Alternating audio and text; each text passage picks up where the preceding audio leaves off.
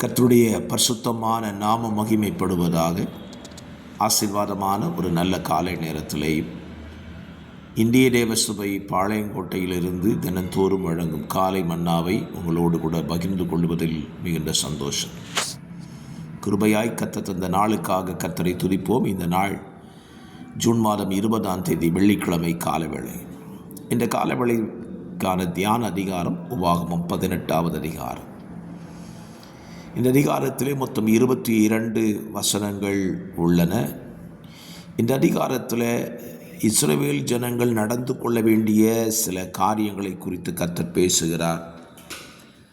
நமக்குள்ளே இருக்கக்கூடாதவர்களை குறித்து பேசுகிறார். ஸ்தோத்திரம். பிள்ளைகளை தீமிதிக்க பண்ணுகிறவன், குறி சொல்லுகிறவன், நாள் பார்க்கிறவன், அஞ்சனம் பார்க்கிறவன், சூனியக்காரன், மந்திரவாதி, சன்னத்துக்காரன், மாயவித்தைக்காரன், செத்தவரிடத்தில் கூறி கேட்கிறவன் உங்களுக்குள்ளே இருக்க வேண்டாம் என்று கர்த்தர் இஸ்ரவேலரோடு பேசுகிறார். நமக்குள்ளே இவங்கெல்லாம் இருக்கக்கூடாதுன்னு சொன்னால் இப்படிப்பட்டவர்களிடத்தில் விசாரிக்கிறவர்களும் இருக்கக்கூடாது. இன்றைக்கும் ரட்சிக்கப்பட்ட அநேகர் குறி கேட்க போகிறாங்க. செத்தவரிடத்தில் போய் ஸ்தோத்திரம் பேசணும்னு சொல்லி போகிறாங்க. இப்படிப்பட்டவர்கள் நம்முடைய மத்தியிலே இருக்கக்கூடாது. அப்படிப்பட்டவரிடத்தில் போய் விசாரிக்கிறவர்களாயும் நாம் இருக்கக்கூடாது. ஆமே. கர்த்தர் நல்லவர். ஸ்தோத்திரம். நல்ல இந்த வசனங்களை வாசியுங்கள். இந்த வசனத்தில் எனக்கு ஸ்தோத்திரம் சொல்லுகிற ஒரு வார்த்தையை நான் சொல்லுகிறேன். ஸ்தோத்திரம். 19ஆம் வசனத்தை 21ஆம் வசனத்தை கவனியுங்கள். என் நாமத்தினாலே அவர் சொல்லும் என் வார்த்தைகளுக்கு செவி கொடாதவன் எவனோ அவனை நான் விசாரிப்பேன். ஆண்டவருடைய நாமத்தினால் சொல்லப்படுகிற வார்த்தைகளுக்கு செவி கொடாமல் போனால் அவனை கர்த்தர் விசாரிப்பாராம். இந்த வசனத்தை படிக்கும்போதே நமக்கு ஒரு பயம் வர வேண்டும். இன்றைக்கு கர்த்தருடைய நாமத்தினாலே அநேக வார்த்தைகளை நாம் கேட்கிறோம்.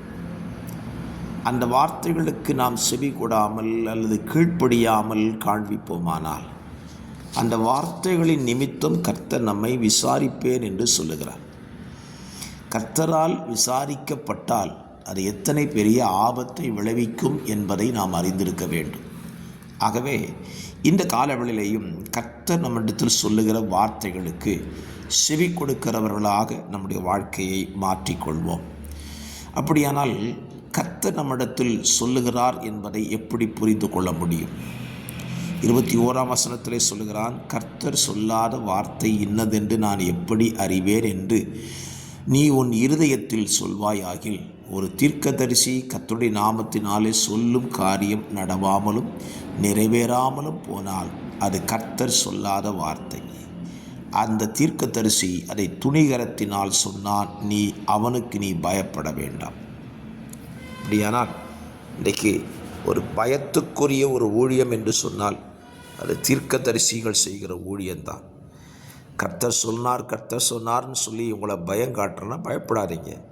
அவங்க சொன்னபடி நடக்கலைன்னா அது கர்த்தர் சொல்லாத வார்த்தை. ஆகவே நாம் பயப்பட வேண்டியது நம்மளுடைய கையில் எழுதி கொடுத்திருக்கிற வேத வார்த்தைக்கு பயப்படுவோம். வேதம் என்ன சொல்லியிருக்கிறது அதற்கு நாம் கீழ்ப்படிந்து அதற்கு ஒத்த ஒரு வாழ்க்கை நாம் வாழ்ந்தாலே நாம் பயப்பட வேண்டாம். கர்த்தரால் விசாரிக்கப்படாதிருப்போம். ஜெபிக்கலாம். பரிசுத்த பிதாவே, காலவெளியிலே உங்கள் வார்த்தைகளுக்கு கவனமாய் செவி கொடுத்து நடக்க எங்களுக்கு உதவி செய்யுங்க. உங்களால் விசாரிக்கப்படாதிருக்க கிருபை தாங்க. இரட்சகராம் இயேசுவின் நாமத்தில் ஜெபிக்கிறேன் நல்ல பிதாவே. ஆமேன்.